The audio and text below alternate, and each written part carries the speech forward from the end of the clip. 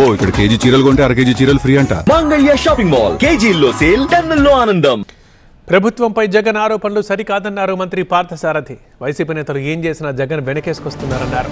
పేద కుటుంబంపై ఎమ్మెల్యే విరూపాక్షి దాడి చేశారని, దీనిపై జగన్ స్పందించకపోవడం దారుణమని అన్నారు.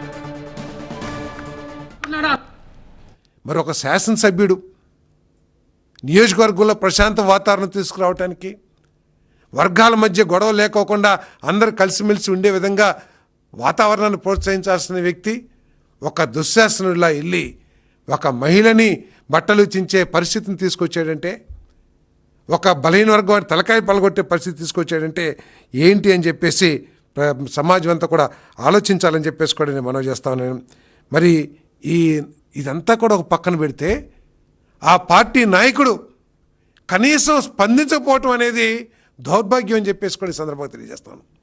ఒక మహిళని వివస్త్రం చేస్తే, దాని గురించి ఆడకూతురు దుస్తులు చింపేంతటి ఘోరమైన కార్యక్రమం చేస్తే దాన్ని ప్రశ్నించుకోకుండా మరి ఇంకా అతనికి ఏదో బాధితుడిగా ఎమ్మెల్యేని చూపిస్తున్నాడంటే మరి జగన్మోహన్ రెడ్డి గారి యొక్క వ్యక్తిత్వము ఎటువంటి సమాజాన్ని తయారు చేయాలనుకుంటున్నాడు కూడా ఒకసారి ఆలోచించేయమని చెప్పేసి మనం చేస్తాం.